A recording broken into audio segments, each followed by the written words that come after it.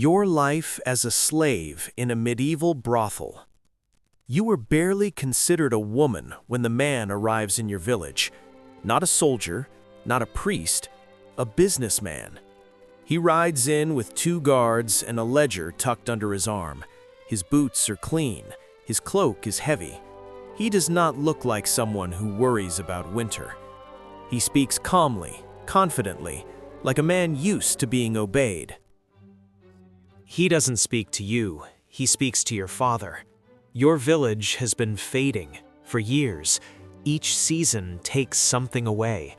First the animals, then the grain, then the men who leave to find work and never come back. Your father stays because someone has to. Your mother learns how to make meals smaller without making them look empty. You learn how to stop asking for more. The man explains his offer plainly. He owns a house in the city, a profitable one. It needs workers, young ones, quiet ones, girls who can be taught to serve properly. Indoors, fed, sheltered, paid.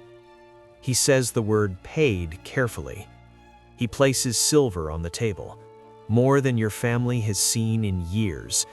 Your father's hands hover over the coins. Your mother doesn't look at you. Nobody asks what you want.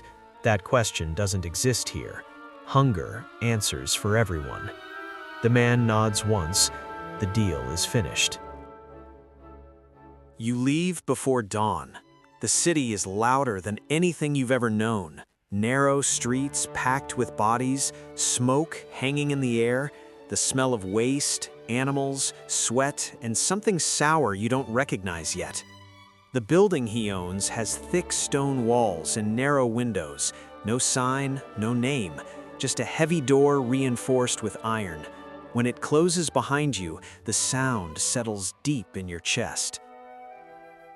Inside, everything runs on order. A woman keeps records. She writes your name down, then crosses it out. You were given another one, or rather, a number. You were told where to sleep, what to wear, when to speak, when not to. You were called a servant. At first, the word comforts you. Servants work. Servants belong to houses. Servants are not on the street. It takes time to understand what kind of house this really is. Your days begin before sunrise. You scrub floors. You carry water. You wash linens you were told not to examine. You learn not to ask where stains come from. You learn faster not to ask where girls go when they stop returning. Men move through the house constantly. You are taught how to move around them without drawing attention.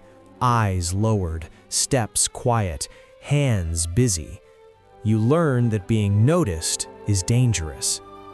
At night, doors close. Sometimes they close on you. No one explains.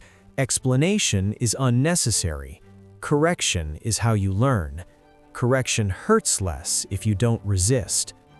You learn to obey before being told, to read tone, to anticipate moods, to disappear when needed. This is survival. The older girls teach you quietly, not kindness, technique, how to keep your face blank, how to leave your thoughts somewhere else, how to remember your real name silently at night so it doesn't vanish completely. You start doing that. Illness moves through the house often. There are inspections, not healers. Weakness is punished. Rest must be earned. If you cannot work, you are considered a loss. New girls arrive, younger, smaller, quieter. You stop wondering what they were promised. Time loses its shape. Life becomes routine. Morning labor, afternoon silence, evening tension, nights that stretch too long or end too quickly. You are never alone, yet you are invisible. By 16, your body aches constantly. Your hands shake when you try to rest. Sleep never feels deep. Sudden sounds make your heart jump before your mind understands why. You learn the hierarchy without anyone explaining it. Clients above servants, managers above clients, guards above everyone, and above all of it, ownership.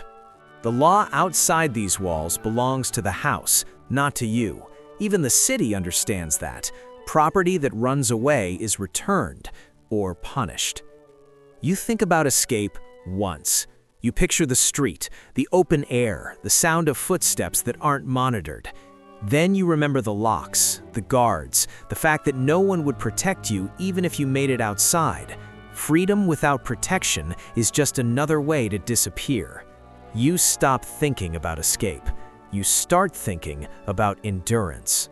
By 18, you are trusted with more responsibility, not because you are valued, but because you are predictable, reliable. You clean rooms after others leave. You help train new girls. You teach them what not to say. You don't tell them everything. Some lessons cannot be explained. They can only be survived. You see what happens to girls who break. Some grow silent, some angry, some empty. They don't last long. You make sure you don't become one of them. Once a month, a priest blesses the building. He speaks of order and morality. He never looks at your face. By 20, you are no longer new. Your role shifts. Less visible work, more instruction, more silence. You hear whispers about age, about usefulness, about what happens when you are no longer worth the trouble. That thought frightens you more than anything else ever has. Then one winter, the owner falls ill. For a brief moment, hope enters the house. It leaves quickly. The man dies. The business does not. The house is sold. The ledgers remain.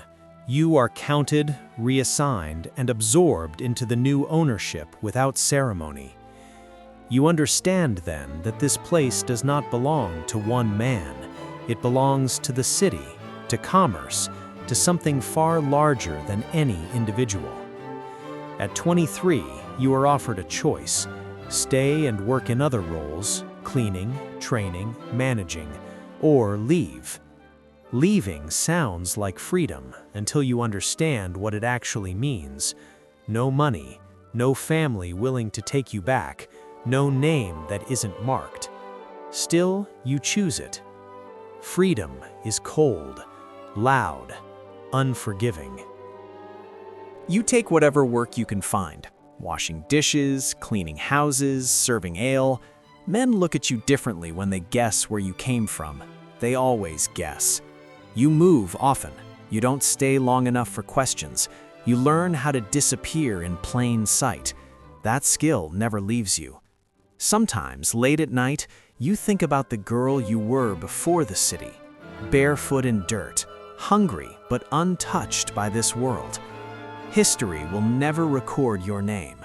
And behind locked doors, lives like yours are spent quietly, efficiently, and legally. No one calls it cruelty. They call it business. This was normal.